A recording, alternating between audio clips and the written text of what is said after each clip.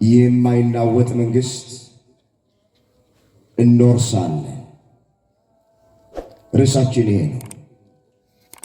ለዚህ ለሶስት ተከታታይ ቀናት ለተሰራው አብይ ጉባኤ አሁን የምንገኘው የመጨረሻው አገልግሎት ላይ በዚህ በመጨረሻው አገልግሎታችን የምንማርበት ርዕሳችን ማይናወጥ መንግስት እንወርሳለን የሚል ይሆናል። አምላካችን እግዚአብሔር በመካከላችን ተገኝቶ የቃሉን ደጅ ለሁላችንም ከፍቶ እንዲያስተምረን የሱ ቅዱስ ፈቃዱ ይሆንልን። በዚህ ርዕስ ውስጥ አስቀድመን በርዕስነት ያነሳነውን ኃይለ ቃል ማን እንደተናገረው ባጭሩ እንመለከታለን። በሁለተኛ ደረጃ የማትናወጠዋ መንግስት የትኛዋ ናት የሚለውን እናያለን።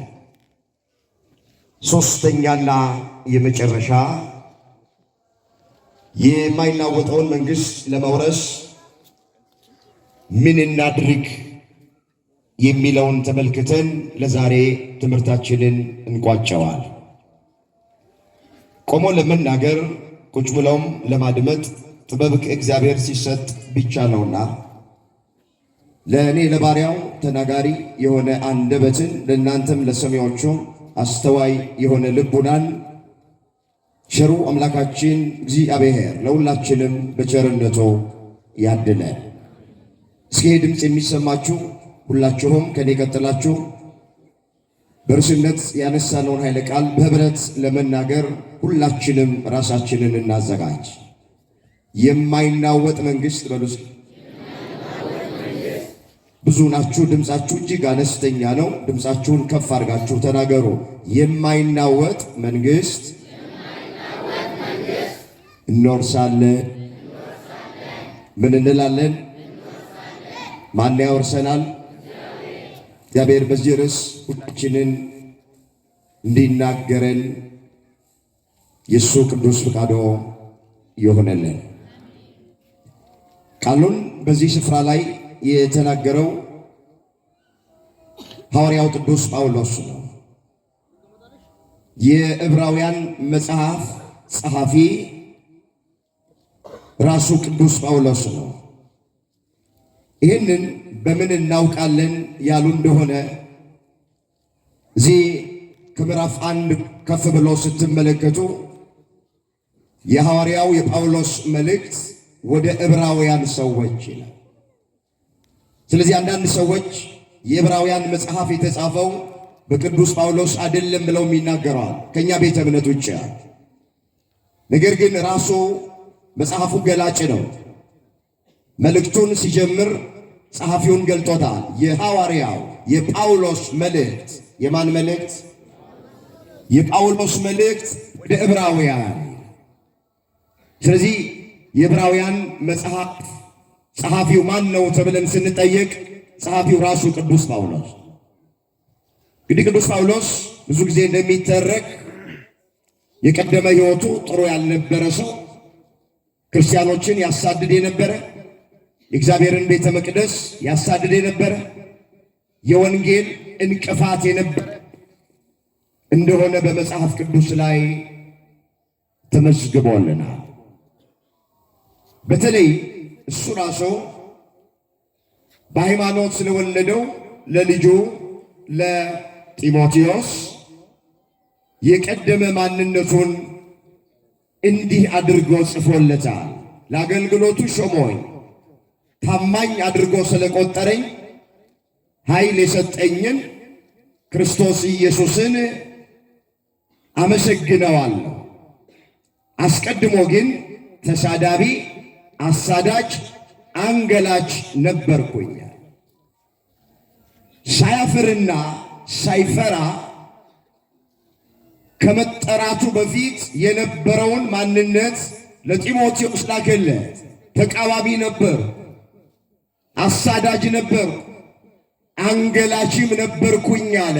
ይህን ሁሉ የማደርገው ሳላውቅ ባለማመን ነበረ አለ።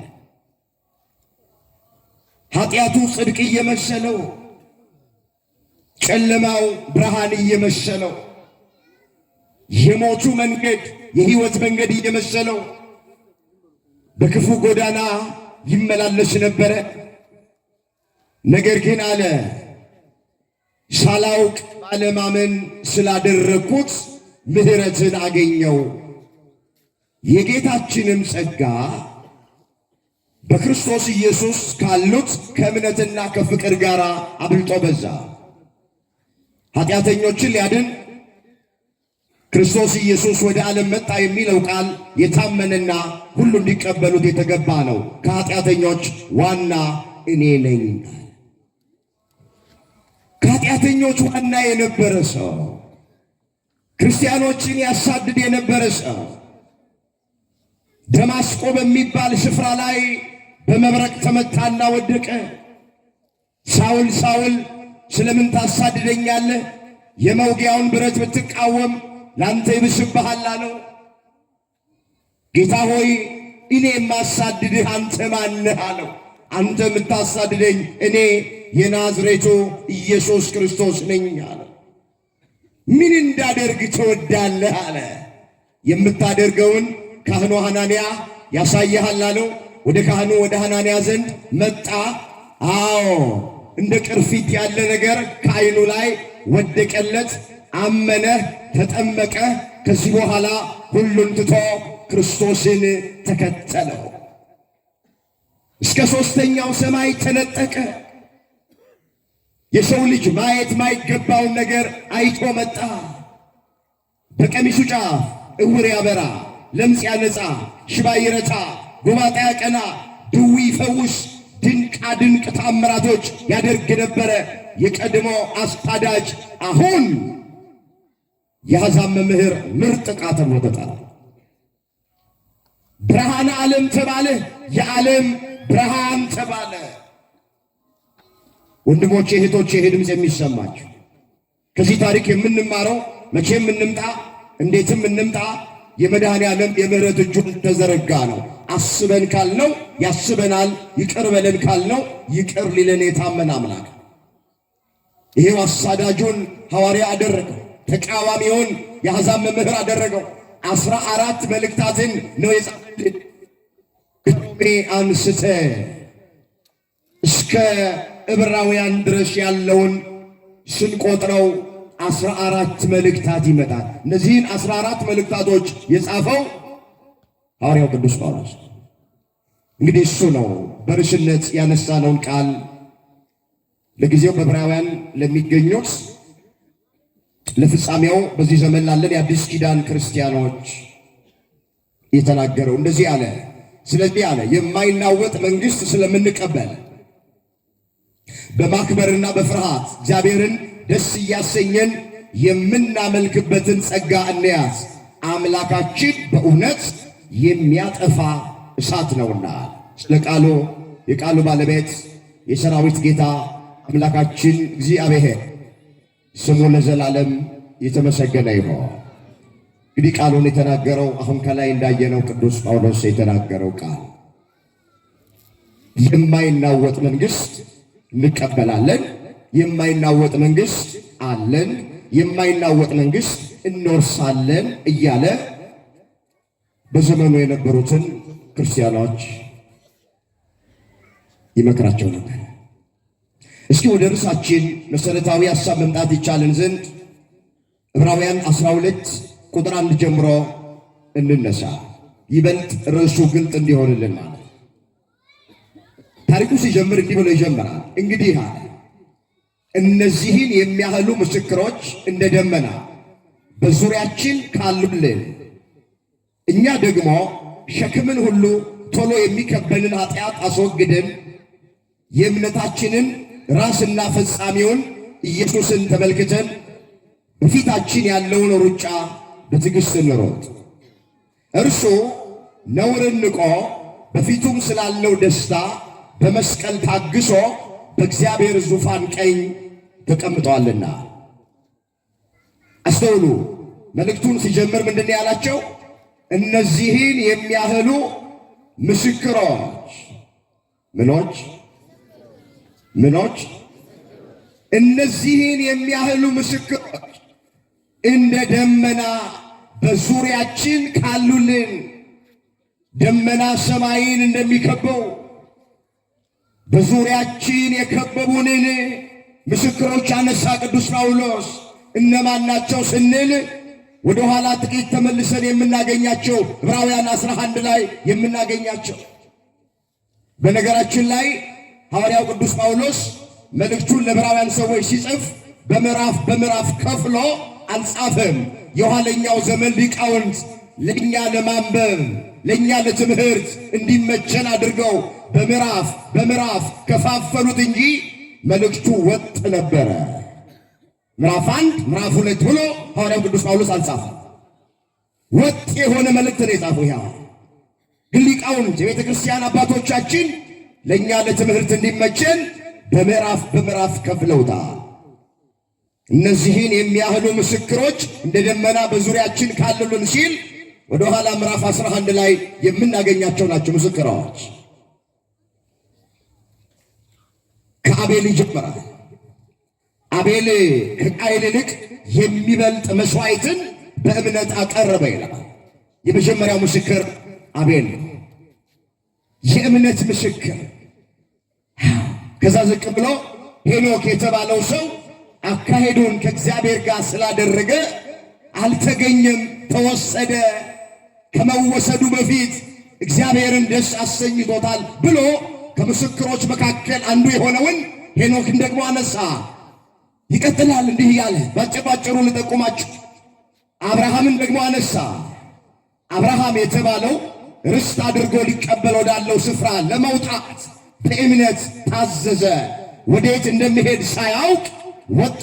ለእንግዶች እንደሚሆን በተስፋው ቃል በተሰጠው ሀገር በድንኳን ኖረ ይላል። ቀጥሎ ሳራን ያነሳ። ሳራ የተባለችው ሴት ሙቀት ልምላሜ ከተለያት በኋላ የሴቶች ልማድ ከተቋረጠባት በኋላ ዘርን ለመጽነስ በእምነት ኃይል አገኘች። እግዚአብሔርን ተስፋ አደረገች። ይስሐቅ የተባለውንም ሰው ወለደች ብሎ ከምስክሮች መካከል አንዷ የሆነችው ሳራን ያነሳታ። ዝቅ ብሎ ደግሞ ሙሴን ያነሳ።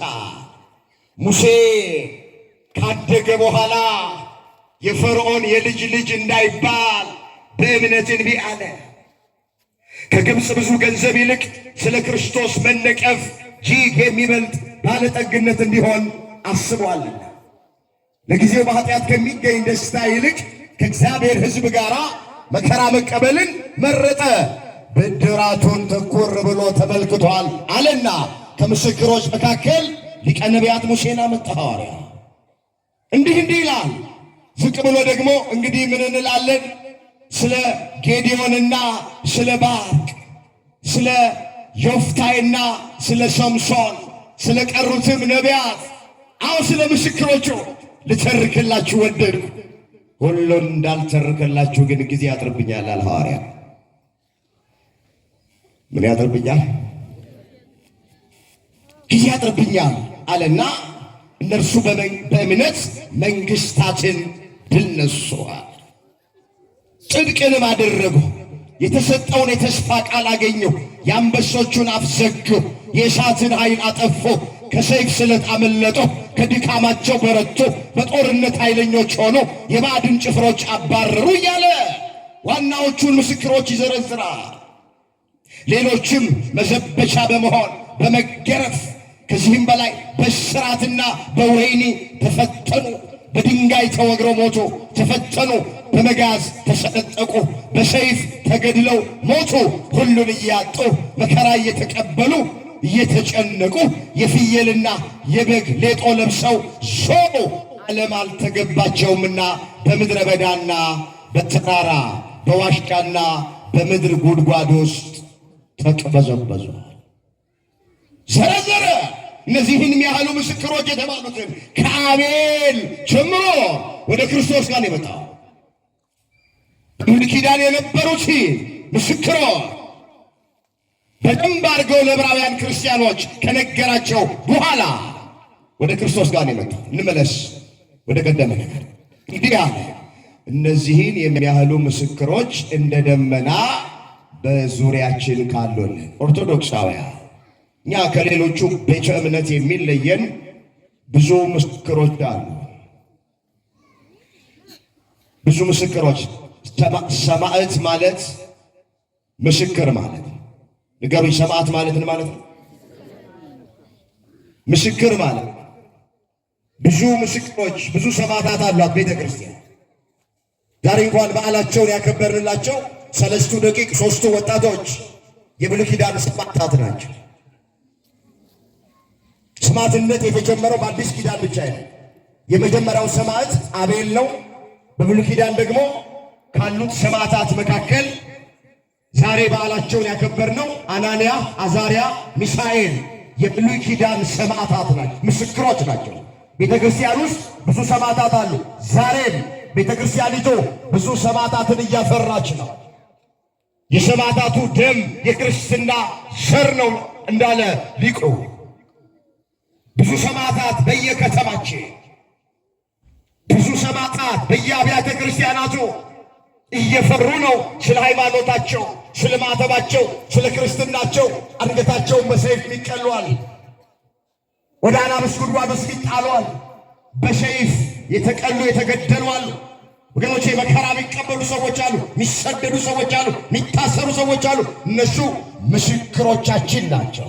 እንደ ደመና ዙሪያችንን የከበቡን ማለት ይሄን አመጣና እንግዲህ አለ እኛም ደግሞ አለ ሸክምን ሁሉ ቶሎ የሚከበንን ኃጢአት አስወግደናል፣ የእምነታችን ራስና ፈጻሚ የሆነውን ኢየሱስ ክርስቶስን እንመልከታለን።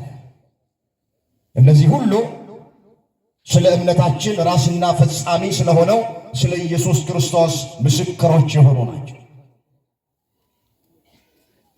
በፊታችን ያለውን ሩጫ በትዕግስት እንሩጣለን። ከዛ ዝቅ ብሎ በነፍሳችሁ ዝላችሁ እንዳትደክሙ ከኃጢአተኞች በደረሰበት እንዲህ ባለ መቃወም የጸናውን አስቡ። የጸናውን ምበሩ አስቡ። ኦርቶዶክሳውያን የደከመውን እንዳታስቡ፣ የጸኑትን ነው ማስብ።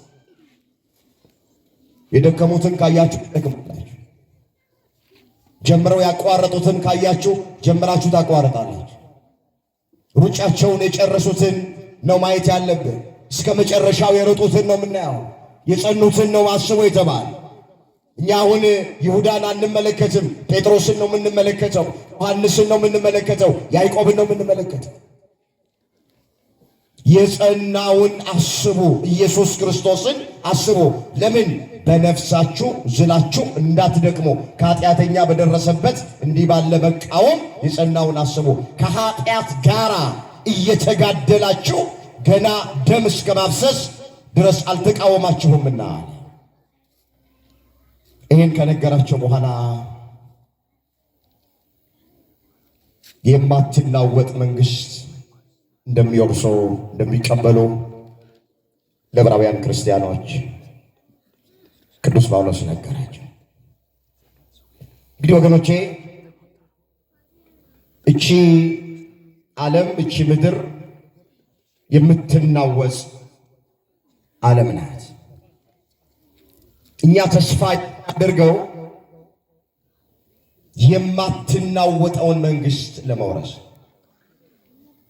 ቅዳሴ ቢቀደስ፣ ጉባኤ ቢሰራ፣ ሰባኪያን ዘማሪያን ቢመጡ፣ አብያተ ክርስቲያናት ቢታነጹ፣ ብንጾም ብንጸልይ፣ ወገኖቼ በየቅዱሳት ገዳማቱ ብንዞር ዓላማው ምንድን ነው ሲባል ማትናወጠውን መንግሥት ለመውረስ።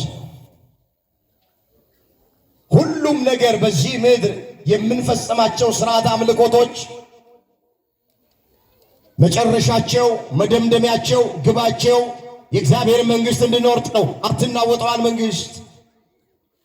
እቺ የማትናወጥ መንግሥት ወገኖቼ ብዙ ስያሜ አላት በመጽሐፍ ቅዱስ። ቅድስቲቱ ከተማ ተብላ ትጠራለች። ሰማያዊቷ ኢየሩሳሌም ተብላ ትጠራለች። የጽዮን ተራራ ተብላ ትጠራለች። መንግሥተ ሰማያት ተብላ ትጠራለች። ሌላም ብዙ ስያሜ ያላት ማትናወጠዋ የእግዚአብሔር መንግሥት መንግሥተ ሰማያት ትባላለች። ሰማያዊቷ ኢየሩሳሌም ትባላለች። የጽዮን ተራራ ይላታል በዚሁ ምዕራፍ ላይ ሐዋርያው ቅዱስ ጳውሎስ። ምን ወጣው ምን ገባው ምን ቀመጠው ምን ነሳው ምን ጾመው ምን ጸልየው የምንደክመው ወገኖቼ ያቺን ማትናወጥ መንግሥት ለማግኘት ነው። አምላካችን እግዚአብሔር በዚህ እንደሰበሰበን ነፃ በምታወጣዋ በሰማያዊቷ ኢየሩሳሌም ሁላችንም ይሰብስበን።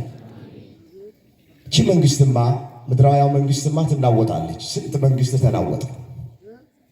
በዓለማችን ላይ በጣም ታላላቅ የሚባሉ መንግስታት ኃያላን የሚባሉ መንግስታት ተናውጠዋል። የሮም መንግስት አስፈሪ መንግስት፣ የግሪክ መንግስት ወገኖቼ፣ የእስራኤል መንግስት በዓለማችን ላይ የነበሩት በጣም ታላላቅ የሆኑ መንግስታቶች ተናውጠዋል። ስም አጠራራቸው ጠፍቷል። ምድራዊ መንግስት ትጠፋለች። በእኛ በሀገራችን በኢትዮጵያ እንኳን ታሪክ የኢትዮጵያን ታሪክ ስናጠና በጣም ታላላቅ መንግስታት የነበሩ ነው። ሁሉም አልፈዋል። አሁንም ያሉት በዓለም ላይ ያሉት መንግስት በሀገራችን ላይ ያሉት ነገሮች በሙሉ ይጠፋሉ። በምድር ያለው መንግስት የሚናወጥ መንግስት፣ በምድር ያለው መንግስት የሚጠፋ መንግስት ነው። ጊዜያዊ ነው፣ ምድራዊ ነው፣ የሚጠፋ ነው። እኔ አሁን ስለሱ አይደለም ሰብካችሁ እኔ የምሰብካችሁ እኔ የምነግራችሁ ስለማትናወጠው መንግስት ነው።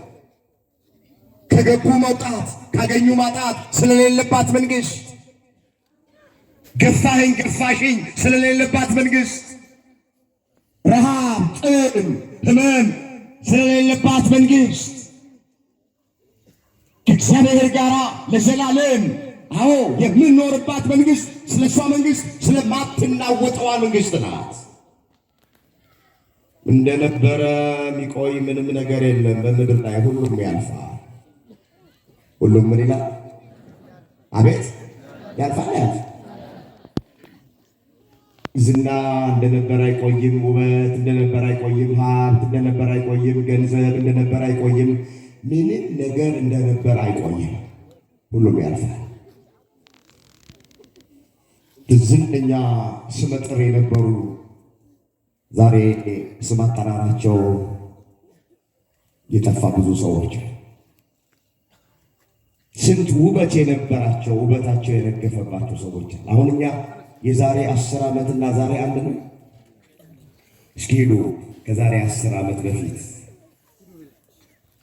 እና ዛሬ እስኪ ራሳቸው ደግሞ ከዛሬ 10 ዓመት በኋላ ምን ልንሆን እንደምችል ራሳቸውን ገምቱ። ትናንት ሀብት የነበራቸው ሰዎች ዛሬ እንደሌላቸው ሆነዋል።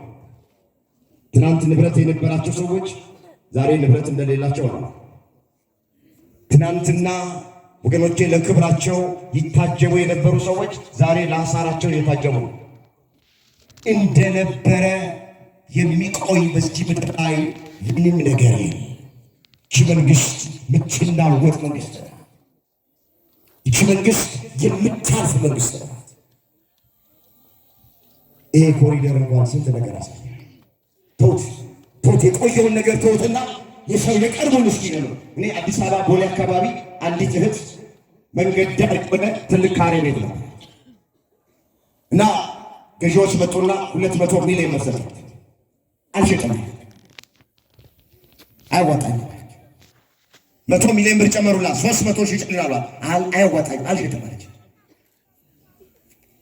በቃ በደላላ ብቻ ዝም ብሎ ገዢ መጣ 400 ሰጠዋት። እምቢ አለች። መጨረሻ ላይ ኮሪደር መጣና ለልማት ያስፈልጋል በነፃ ወሰደባት። ሴትዮ ራሷን ሳተችው። አሁን ያለችበትን ሁኔታ አላውቅም፣ ግን አንድ ወቅት ላይ በሶሻል ሚዲያው ላይ ሲዟዟር የነበረ ነገር ነው። አይታችሁት ከሆነ እንደነበረ ሚቆይ ነገር የለም። ከተማችሁን ዋጁት፣ አካባቢያችሁን ዋጁት። ትናንትና ፊት ለፊት አካባቢ የነበሩ ፊት ለፊት በመሆናቸው ደስተኛ የነበሩ ሰዎች ዛሬ ምን ወደ ኋላ ወደ ጓሮ በሆንክ ብለው የሚመኙ ሰዎች አሉ። በኮሪደሩ ቤታቸው የፈረሰባቸው ርስታቸውን የተነጠቁ ሰዎች አሉ። በዚህ ምድር ላይ ቋሚ ነገር የለም እያልኳችሁ ያለሁት። እቺ ዓለም የምትናወጥ ዓለም ናት፣ የምታልፍ ዓለም ናት፣ ጊዜያዊ ዓለም ናት። እኛ ግን ዘላለማዊ መንግሥት ያለው የእግዚአብሔር ልጆች ነን። አመስግኖት ልጆቹ ያደረገን አምላክ ክብር ምስጋና ለእሱ።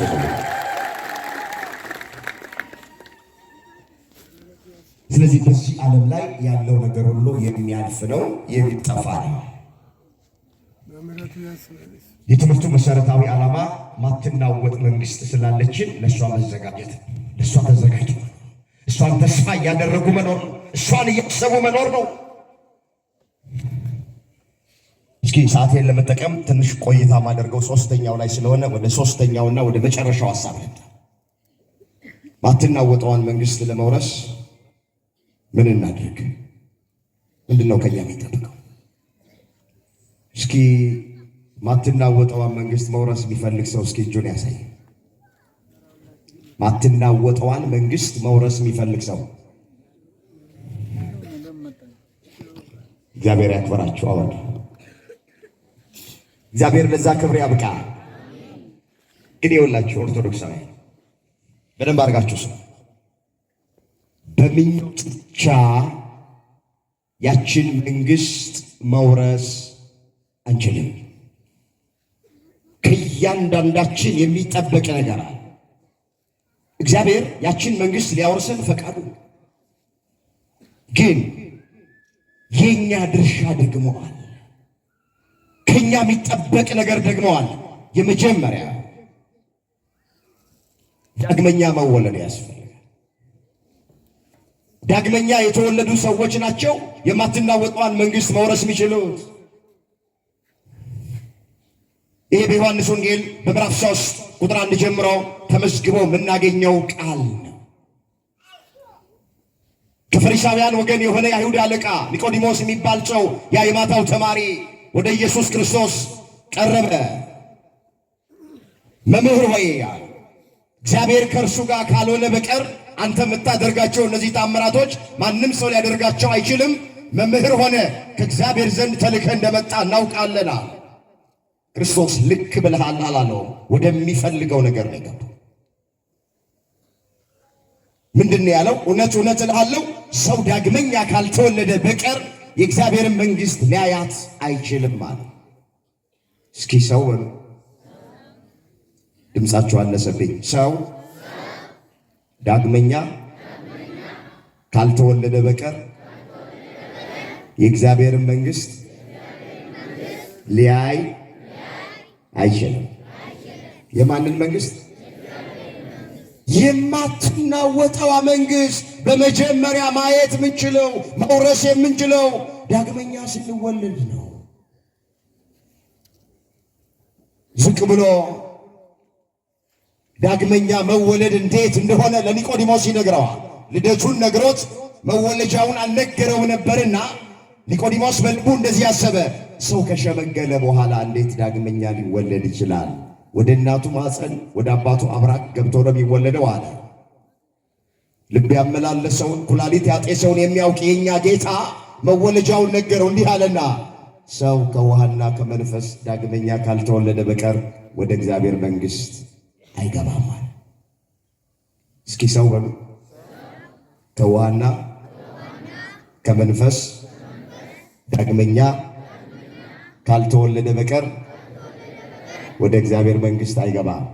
ሰው ከውሃ ከጥምቀት ከመንፈስ ከእግዚአብሔር መንፈስ ቅዱስ ዳግመኛ ካልተወለደ በቀር ወደ እግዚአብሔር መንግሥት ሊገባ አይችልም። እግዚአብሔር የተመሰገነ ይሁንና ይሄ ድምፅ የሚሰማን ሁላችን ኦርቶዶክሳውያን ወንዶች በ40 ቀን ሴቶች በ80 ቀን ከማኅፀነ ዮርዳኖስ ከአብራከ መንፈስ ቅዱስ ዳግም በጥምቀት ተወልደን ዳግም ከውሃና ከመንፈስ ተወልደን የሥላሴ ልጅነት አግኝተናል። ሃይማኖት ካጸናን፣ ምግባር ካቀናን የእግዚአብሔርን መንግሥት እንወርሳለን። ክብር ምስጋና ለአምላካችን ለእግዚአብሔር ይሁን። ስለዚህ የመጀመሪያ ባጭር ነው ማየው ሰዓቴን ለመጠቀም የማትናወጠዋን መንግስት ለመውረስ ዳግመኛ መወለድ ያስፈልጋል። ዳግመኛ ምን ማለት? ይሄ በየመንደር ውስጥ የሚሽለኮለኩ ዳግመኛ ተወለዱ የሚሉ አንዳንዶች አሉ። በተለይ ትናንትኛ ቤት ውስጥ የነበሩ ሰዎች ዳግመኛ ልትወለዱ ያስፈልጋል። ስንቴ ነው የምንወለድ? ጥምቀት ስንት ናት? መስክር ኦርቶዶክሳውያን፣ ጥምቀት ስንት ናት? አንድ ናት። ሐዋርያው ቅዱስ ጳውሎስ ምን አለ? አንድ ጌታ፣ አንዲት ጥምቀት፣ አንዲት ሃይማኖት አለ። ጌታ እግዚአብሔር አንድ ነው። ሃይማኖት አንዲት ናት። ጥምቀትም አንዲት ናት። ኤፌሶን 4 ቁጥር 5 ላይ የተመዘገበ ቃል አንድ ጌታ፣ ሁለት ሶስት ጌታ የለም። አንድ ጌታ የሚለው እግዚአብሔር ነው። አንድ እግዚአብሔር፣ አንድ ጥምቀት አንዲት ናት። በገጠርም በከተማም ትፈጸም፣ በካህንም በጳጳስም እጅ ትፈጸም። ጥምቀት አንዲት ናት፣ አትከለስም፣ አትሰለስም። ሃይማኖትም አንዲት ናት፣ ሁለት ሶስት ሃይማኖት የለም። ሃይማኖት አንዲት ናት። ስለዚህ ማትናወጠዋ መንግስት የምትወረሰው ዳግመኛ በመወለድ ነው። እኛ ኦርቶዶክሳውያን ደግሞ ዳግመኛ ተወልደናል። መቼ? ቅድም እንዳልኳችሁ ወንዶች በ40 ቀን፣ ሴቶች በ80 ቀናችን ተወልደናል። ወደ ሁለተኛው ሄድ። ሁለተኛ ማትናወጠዋን መንግስት ለመውረስ ንስሐ መግባት ያስፈልጋል። ምን ያስፈልጋል? ንስሐ። እንዲህ ተብሎ ተጽፏል። የማርቆስ ወንጌል ምዕራፍ 1 ቁጥር 15 ጀምሮ የተጻፈ ቃል አነበዋል። ዮሐንስም አልፎ ከተሰጠ በኋላ ኢየሱስ የእግዚአብሔርን መንግሥት ወንጌል እየሰበከና ዘመኑ ተፈጸመ፣ የእግዚአብሔር መንግሥት ቀርባለች፣ ንስሐ ግቡ፣ በወንጌል እመኑ እያለ ወደ ገሊላ መጣ። ቃሉን አስተውሉ። መጥምቀ መለኮት ቅዱስ ዮሐንስ መንገድ ጠራቂው፣ የአዋጅ ቃል ነጋሪ የተባለ፣ አዎ ስለ ኢየሱስ ክርስቶስ አስቀድሞ ያስተማረ፣ ከኢየሱስ ክርስቶስ በፊት ቀድሞ የመጣ፣ ኢየሱስ ክርስቶስን ለዓለም ያስተዋወቀ፣ እሱ ተላልፎ ከተሰጠ በኋላ ጌታችን ኢየሱስ ክርስቶስ የእግዚአብሔርን መንግሥት ወንጌል እየሰበከ እንዲህ ብሎ ያስተምር ጀመረ። ዘመኑ ተፈጸመ። ዘመኑ ምን አለ? ወገኖቼ ወደድንም ጠላንም አሁን ያለነው ባለቀ ዘመን ላይ ነው።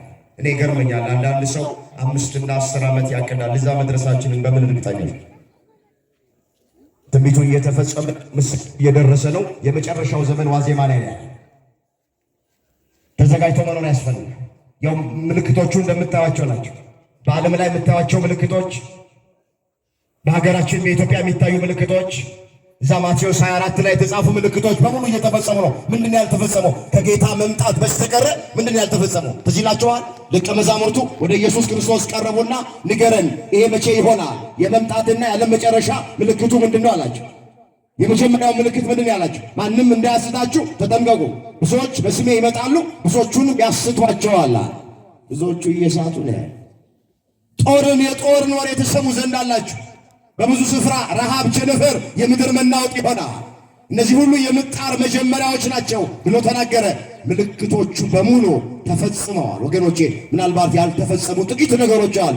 666 አውሬው እሱ መምጣቱ ነው እንጂ የቀረው ሌሎቹ በመጽሐፍ ላይ የተጻፉት አብዛኞቹ ምልክቶች የመጨረሻው ዘመን ተፈጽመዋል። እንዳትዘናጉ። ስለዚህ ጌታ ትምህርቱ ሲጀምር ምን አለ? የእግዚአብሔር መንግሥት ዘመኑ ተፈጸመ፣ የእግዚአብሔር መንግሥተ ሰማያት ቀርባለችና አግቡ አለ። ምን ግቡ አለ? የማን መንግሥት ቀርባለች? የእግዚአብሔር መንግሥት ቀርባለች። መንግሥተ ሰማያት ለመውረስ ማትናወጠዋን መንግሥት ለመውረስ ንስሐ መግባት፣ ተዘጋጅቶ መኖር። ስንቶቻችን ላይ የተዘጋጀ ነው? እስኪም ይሄ ድምፅ የሚሰማን እኔም ራሴ ልኝ እናንተም እስኪ ራሳችሁ ማን ነው ንስሐ የገባ? ወጣቶች የንስሐ አባት አላችሁ? የንስሐ አባት ያላችሁ ከንስሐ አባቶቻችሁ ጋር ትገናኛላችሁ? አሁን ቤተ ክርስቲያን የሚመጣ ሰው አልጠፋ፣ ጉባኤ የሚካፈል ሰው አልጠፋ።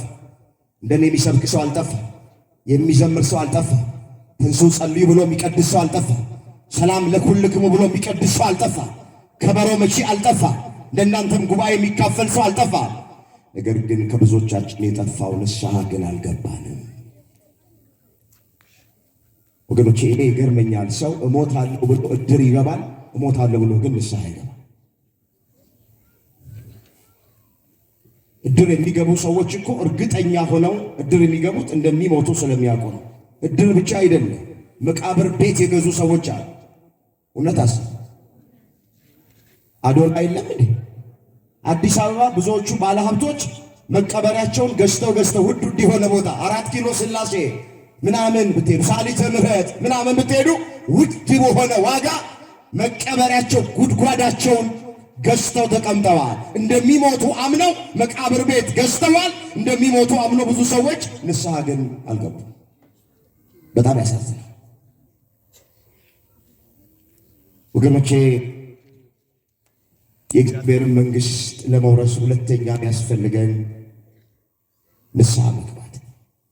የምንሰበከው ቃሉን የምንሰማው ወንጌል የምናደምጥበት ዓላማ፣ ቤተ ክርስቲያን የምንመጣበት ዓላማ በቃ ኃጢአታችን በደላችንን በቃሉ መስታወትነት ተመልክተን ከወደቅንበት ኃጢአት በንስሐ ለመነሳት። ማን ነው ያልወደቀ ዛሬ? ማን ነው እግዚአብሔርን ያልበደለ? ማን ነው ኃጢአትን አልሰራሁም ብሎ በድፍረት መናገር የሚችል? በደላችን ይለያያል እንጂ ሁላችንም በደለኞች ነን። ኃጢአታችን ይለያያል እንጂ ሁላችንም ኃጢአተኞች ነን። መጽሐፍ እንደዚህ ይላል፣ ልቤን አነጻው ከኃጢአት ጠራው የሚል ከመካከላችሁ ማን ነው አለ። መጽሐፈ ምሳሌ ምዕራፍ 20 ቁጥር 9 ላይ ቃሉን አስተውሉት። ልቤን አነጻው ከኃጢአት ጠራው የሚል ማን ነው? ማንም የለም። በድለናል ሁላችን። ይሄው የበደላችን ውጤት አገራችን ኢትዮጵያ እንዴት እንዳለች ምስክር ነው። የድፍረት ኃጢአት በዛ፣ መተላለፍ በዛ፣ አመፅ በዛ። በውስጥም ያለነው በውጭም ያሉት አመፅ በዛ፣ ኃጢአት በዛ። ስለዚህ እየተቀሰፍን ነው። መጽሐፍ ምን ይላል? ስለምን አመፅን እየጨመራችሁ ገና ትቀሰፋላችሁ አለ። ኢሳይያስ 1 ቁጥር 5 ላይ ተጻፈ ቃል። ስለምን አመፅን እየጨመራችሁ ገና ትቀሰፋላችሁ። እኛ ኃጢአትን በጨመርን ቁጥር፣ እኛ አመፅን በጨመርን ቁጥር ወገኖቼ ፈተናውና መከራው የኑሮ ውድነቱና ረሃቡና ጦርነቱ እየጨመረ ይሄዳል። ስለዚህ ሁለተኛው ምን እናድርግ? ማትናወጠዋ መንግሥት ለመውረስ ምን እናድርግ ሲባል ንስሐ እንግባ። ምንድነው ንስሐ ማለት? አሁን ብዙዎቻችን ንስሐ ድንጋይ የመፍለጥ ጉድጓድ የመቆፈር ከባድ ነገር የሚመስላቸው ሰዎች አሉ። ቤተ ክርስቲያን ያላስተማረችበት ጊዜ የለም። ይህ ድምፅ የሚሰማችሁ የሁላችሁ ንስሐ ማለት አውቀን በድፍረት ሳናውቅ በስህተት የሰራነውን ኃጢአት ካህኑን ምስክር እግዚአብሔርን ዳኛ አድርጎ መናዘዝ ነው።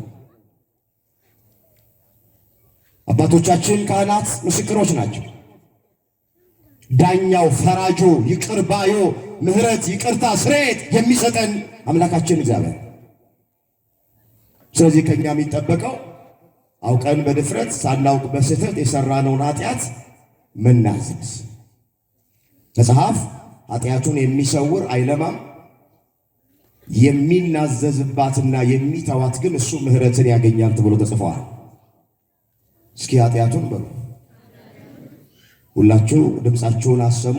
ኃጢአቱን የሚሰውር አይለማም፣ የሚተዋትና የሚናዘዝባት ግን ምሕረትን ያገኛል። ምሳሌ 28 ቁጥር 13 ላይ የተመዘገበ ቃል ኃጢአታችንን በእግዚአብሔር ፊት በካህኑ ፊት እንድንናዘዝ ንስሐ እንድንገባ መድኃኔዓለም ሁላችንን ይርዳል። ደግሞ ንስሐ ስትገቡ ዋና ኃጢአት እያስቀመጣችሁ ጥቃቅኑን አትናገሩ። አሁን አንዳንድ ሰው ቅጠል ቆርጫለሁ፣ በሰንበት ልብስ አጥቤያለሁ፣ መንገድ ሄጃለሁ፣ ቡና ወቅጫለሁ። ዝሙቶስ፣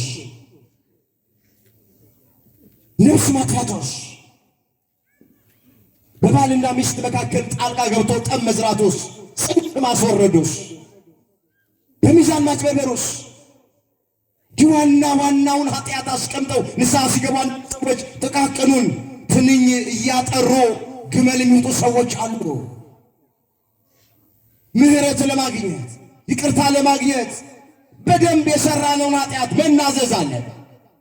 አሁን አንድ ሰው ሐኪም ቤት ሄዶ ምን ያመመው ሲባል ያላመመውን ነገር ቢናገር መድኃኒት ማግኘት ይችላል? መድኃኒት ለማግኘት ፈውስ ለማግኘት ይቅርታ ምህረት ለማግኘት ከፈለገ ከበሽታው ለመዳን ከፈለገ ለሐኪሙ ያመመውን ነገር ነው መናገር ያለበት። ሆዱን እያመመው አይኔን ያመመኝ ምንም አይጠቅመው፣ ሆዱን ሲያመው ይኖራል። ጨጓራውን እያመመው እጄን ነው የሚያመኝ ብሎ ካለ የሚሰጠው ለእጁ መድኃኒት ነው እንጂ ለጨጓራ አይሰጥም። ስለዚህ ለኃጢአታችን ወጣቶች ይወላችሁ በደንብ አድርጋችሁ ስሙኝ፣ ይቅርታ ለማግኘት ከፈለግን በድፍረትም ያለማወቅም የሰራነውን ኃጢአት በአምላካችን በእግዚአብሔር ፊት እና በንስሐ አባታችን ፊት ምስክር ናቸው እነሱ መናዘዝ። መጽሐፍ ኃጢአቱን የሚሰውር አይለማ የሚናዘዝባትና የሚተዋት ግን ምሕረት ያገኛል። የሚሰውሩ ሰዎች አይሉ ሰውየው ኃጢአት ሰራው ብሎ መጣሉና ምንድነው የሰራው ኃጢአት ሲሉት አባትየው የንስሐ አባቱ ገመድ ሰርቄያለሁ አላቸው። ምን ሰርቄያለሁ? ገመድ ሂድ አሉት። ተመልሶ መጣ። በወሩ አባቴ ኃጢአት ሰርቻለሁ፣ ንስሐ መግባት እፈልጋለሁ። ምን አደረክ? ገመድ ሰርቄያለሁ። ባለፈውም ገመድ አሁንም ገመድ ብቻ ነው የሰራ። አይ ጫፏ ላይ በሬ ነበረባታል። ጫፏ ላይ ምን ነበረባት? ዋናው በሬውን ደብቆ ገመዱን ይናገርልኛል።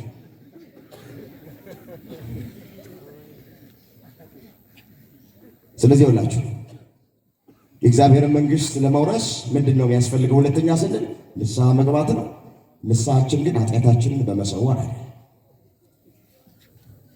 ኃጢአታችንን በመደበቅ አለ። በግልጥ ምህረትና ይቅርታ ለማግኘት መናዘዝ አለብን። ሁለተኛው ንስሐ ከገባን በኋላ የትኛውንም ኃጢአት ከተናዘዝን በኋላ ንስሐ ከገባንበት በኋላ እግዚአብሔር አይጠይቀን። እግዚአብሔር ምን አይለን? አቤት መጽሐፍ እንደዚህ ይላል። ይህን ተናገሬ ወደሚቀጥለው ይላል። ኃጢአተኛው ካደረጋት ኃጢአት ቢመለስ ፍርድና ቅንን ነገር ቢያደርግ ትእዛዜን ሁሉ ቢጠብቅ የበደለው በደል አይታሰብበትም፣ በሠራው ጽድቅ ለዘላለም በሕይወት ይኖራል። የሟቹን ሞት አልፈቅድም፣ ተመልሳችሁ በሕይወት ኖሮ። እስኪ አብረን እንበለው። ኃጢአተኛው በሉ እስኪ ሁላችሁ ተናገሩ። ኃጢአተኛው ካደረጋት ኃጢአት ቢመለስ ፍርድና ቅንን ነገር ቢያደርግ ትእዛዜን ሁሉ ቢጠብቅ የበደለው በደል አይታሰብበትም፣ በሠራው ጽድቅ ለዘላለም በሕይወት ይኖራል። የሟቹን ሞት አልፈቅድምና ተመልሳችሁ በሕይወት ኖሮ። በንስሐ ተመልሰን በሕይወተ ሥጋ በሕይወተ ነፍስ እንድንኖር አምላካችን እግዚአብሔር ሁላችንን ይርዳል። ሕዝቅኤል 15:18 ቁጥር 21 ላይ የተመዘገበ እግዚአብሔር ቃል ትንቢተ ሕዝቅኤል ምዕራፍ 18 ቁጥር 21። ወደሚቀጥለው ሁለቱን አይተናቸው። የማትናወጠዋን መንግሥት ለመውረስ መጀመሪያ ዳግመኛ መወለድ ያስፈልጋል ከውሃና ከመንፈስ። ሁለተኛ ንስሐ መግባት ያስፈልጋል። ዋና ዋናዎቹን ነው ማስታወስ። ሶስተኛ ትዕግስት ያስፈልጋል። ምን ያስፈልጋል? ትዕግስት። ቅዱስ ጳውሎስ ትዕግስት እንደሚያስፈልግ በፊታችን ያለውን ሩጫ በትዕግስት እንሩጥ፣ ማትናወጠዋን መንግሥት ለማግኘት ለመውረስ መታገስ። እግዚአብሔር የኢዮብን ትዕግስት ለሁላችንም ያደለ። አሁን ብዙዎቻችን ታውቃላችሁ ትዕግስት አልባዎች። አንድ የመንግስት ቢሮ እንኳን ሄደን ጉዳይ ለማስፈጸም በትዕግስት ቆይተን ከሚመለከተው ሰው ጋር ተነጋግረን ጉዳያችንን ፈጽመን መምጣት ብዙዎቻችን ነን። አሁኑኑ ካልተደረገ፣ አሁኑኑ ካልተፈጸመ፣ አሁኑኑ መልስ ካልተሰጠን ከአንደበታችን ክፉ ነገር ይወጣ። ትዕግስት አልባዎች ነን ብዙዎቻችን። ስለዚህ ማትናወጠዋ መንግስት በሁለተኛ በሶስተኛ ደረጃ የምትገኘው በትዕግስት ነው። በፊታችሁ ያለውን ሩጫ በትዕግስት ሩጡ።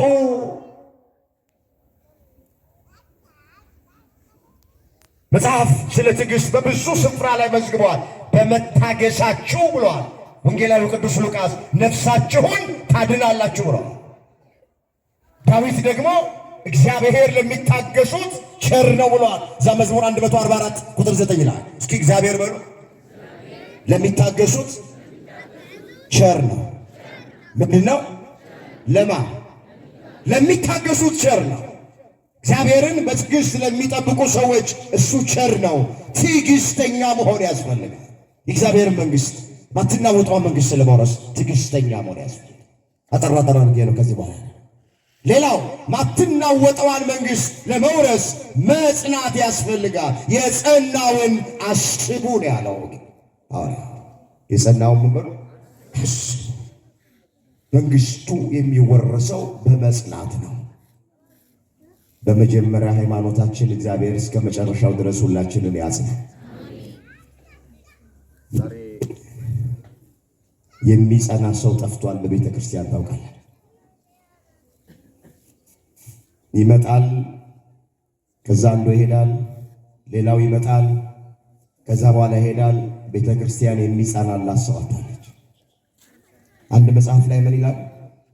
አንድ አባት ከዳገት እንደዚህ ወደ ቁልቁለት የሚፈስ የሚወርድ ውሃ አለ። ውሃውን ገዝተውት አቁመውት ለመሻገር ሲገዝቱ አንድ የቆሎ ተማሪ ያያቸዋልኝ ነው።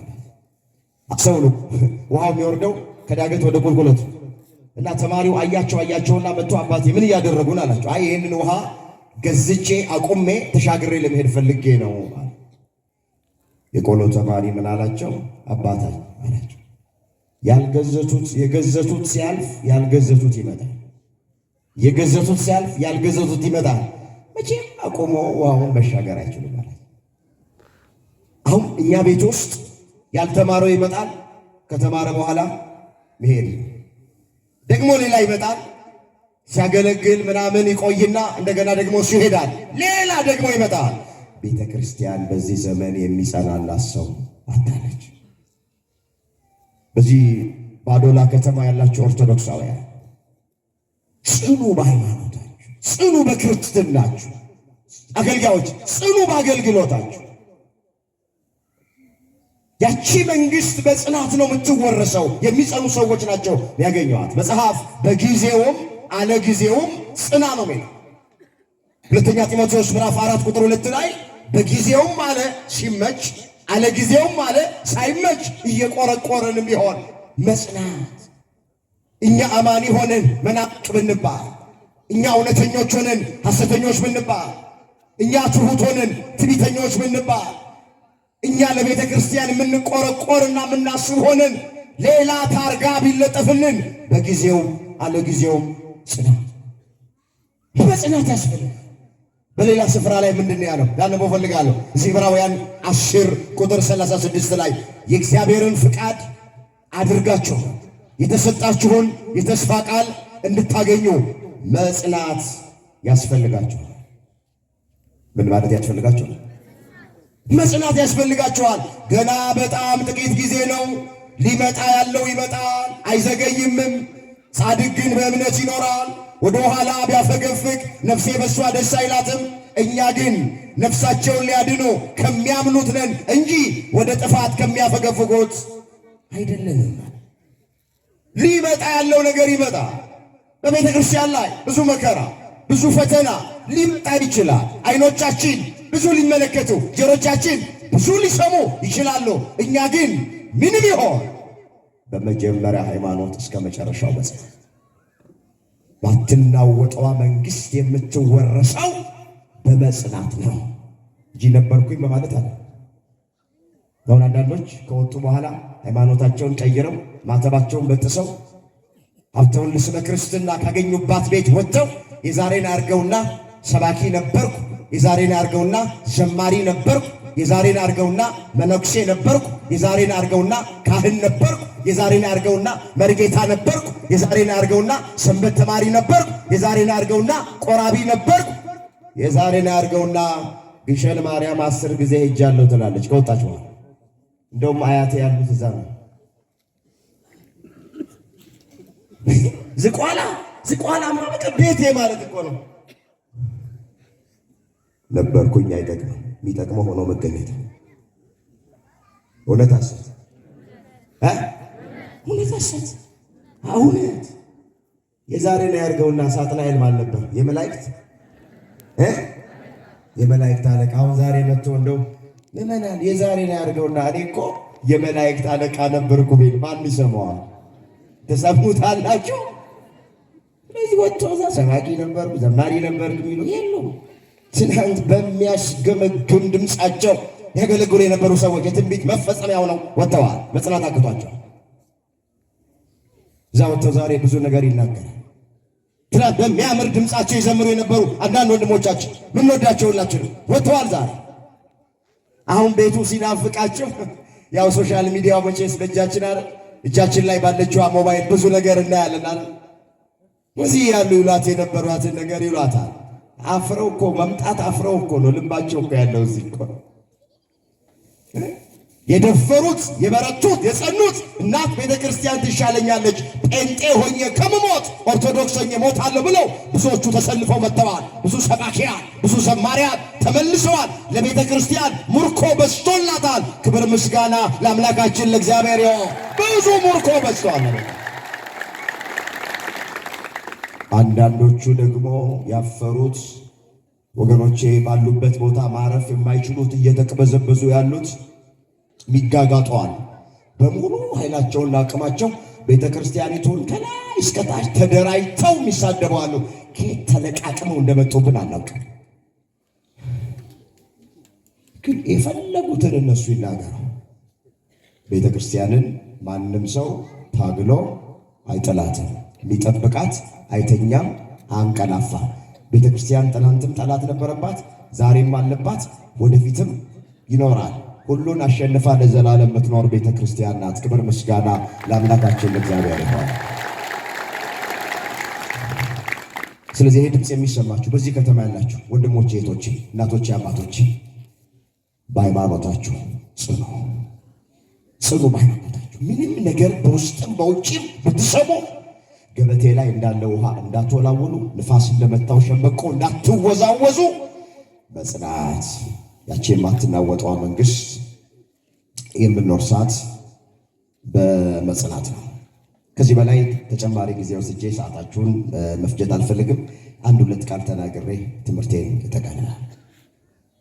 እንግዲህ እዚህ ምድር ላይ በጣም አጭር ጊዜ እግረ መንገድ ነው የምንኖረው። የዘላለም መኖሪያችን እግዚአብሔር ነው። ሀገራችንም በሰማይ ነው። ሀገራችን የት ነው? የክርስቲያን ሀገሩ የት ነው? እዚህ ወላይታ የምትባል ሀገር እያስተማርኩ ሀገራችሁ የት ነው ስላቸው ወላይታ ነው። ገና ስጋው ያለና ገና ኮነ የት ነው ሀገራችሁ? አዶላ እንዳትለኝ። ሀገራችን የት ነው? አቤት ዛ ፊልጵስዩስ 3:20 ላይ እኛ ሀገራችን በሰማይ ነው፣ ከሰማይ የሚመጣው ኢየሱስ ክርስቶስን እንጠባበቃለን። ስለዚህ አይዟችሁ፣ ምንም ብታዩ፣ ምንም ብትሰሙ፣ ምንም መከራና ፈተና ቢገጥማችሁ የምትናወጥ መንግስት፣ የምትናወጥ ዓለም፣ ሁከት ያለባት ዓለም እኛ ገና በሰማይ በሰው እጅ ያልተሰራች፣ በሰው ዓይን ያልታየች፣ በሰው ጆሮ ያልተሰማች ገነት መንግሥተ ሰማያትን ተስፋ የምናደርግ ነን።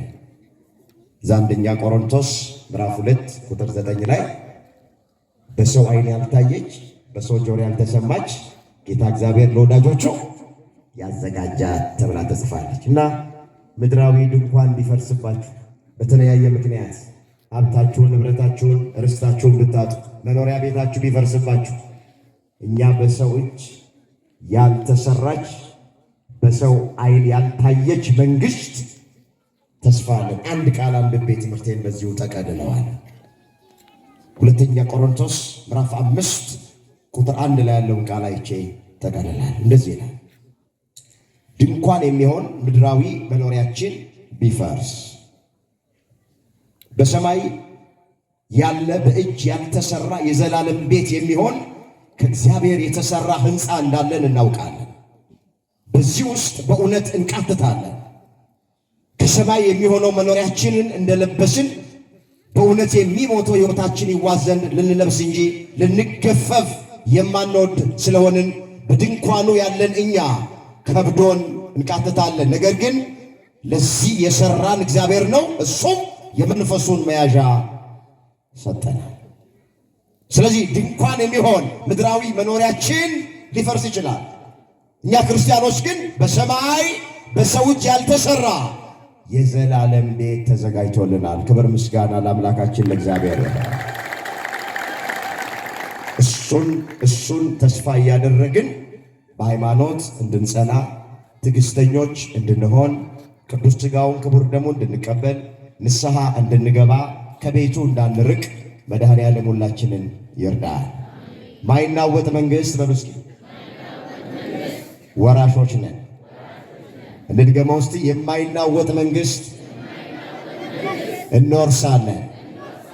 የማይናወጥ መንግሥት አባታችን እግዚአብሔር አዘጋጅቶልናል። ያስተማረን የመከረን የገሰጸን የአባቶቻችን አምላክ እግዚአብሔር ስሙ የተመሰገነ ይሁን። ድንግል ማርያም ጣዕሟን ባንደበታችን ፍቅሯን በልባችን ትሳል። የሁላችን መጨረሻ እግዚአብሔር ያሳል።